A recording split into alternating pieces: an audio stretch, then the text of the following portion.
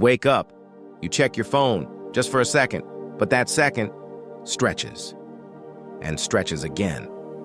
And before you realize it, your focus is gone, scattered across a dozen glowing distractions. But the real reason you can't focus anymore is far stranger.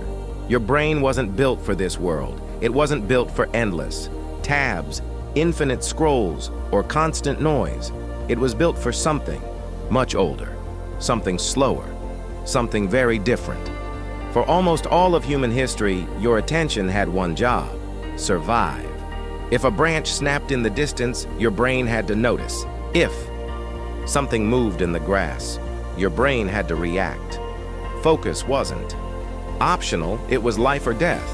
So your mind evolved to be incredibly sensitive to change, to novelty, to anything new. But what happens when novelty never ends? In the 1950s, a psychologist named B.F. Skinner ran a simple experiment. He placed pigeons in a box and gave them food at random intervals, not every time they pecked, not predictably, just randomly. And something strange happened. The pigeons became obsessed. They pecked again and again, faster and faster, even when nothing happened. Because sometimes, without warning, they were rewarded. This is called variable reward, and it is one of the most powerful forces your brain can experience. Now look at your phone. You scroll, nothing interesting. Scroll again, still nothing. Then, suddenly, something exciting, a message, a video, a post that grabs your attention, and your brain lights up. Dopamine floods in, the same chemical that drives motivation and desire. But here's the twist. Dopamine doesn't reward you for getting something. It rewards you for the possibility of getting something, which means your brain isn't addicted to the reward. It's addicted to the chase. This was discovered in part by neuroscientist Wolfram Schultz, who studied how dopamine works in the brain. He found that dopamine spikes, not when you receive a reward, but when you expect one. And when that expectation is uncertain, the spike becomes even stronger.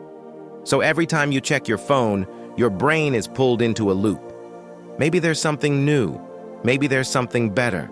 Maybe this time it will be worth it. And that maybe is enough to keep you hooked. But there's a cost. Because your attention isn't built to switch this fast. It's not designed to jump from one thing to another every few seconds. Every switch comes with a price. Psychologist Sophie Leroy calls this the attention residue effect. When you move from one task to another, part of your mind stays behind, still thinking, still processing, still unfinished. So when you try to focus, you're not starting fresh. You're carrying fragments of everything you just did.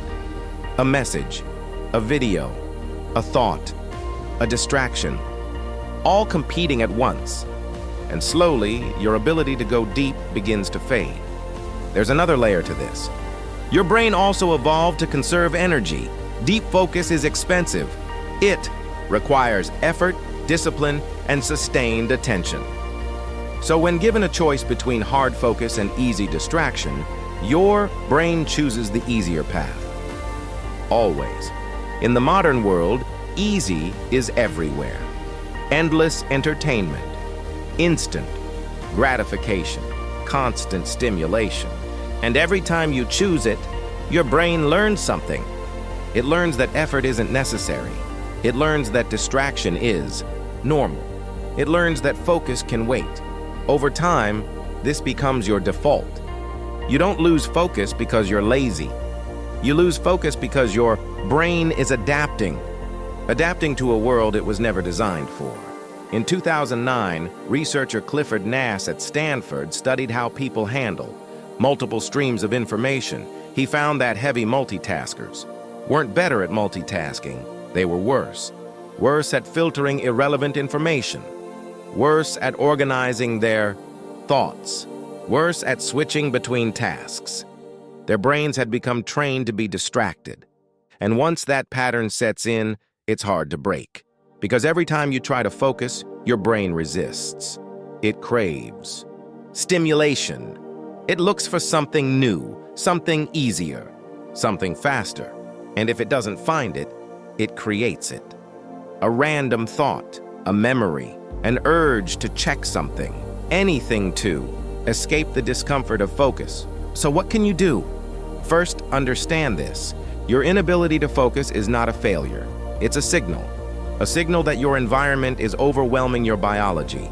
Second, reduce the noise. Every notification you remove, every distraction you eliminate, gives your brain a chance to recover.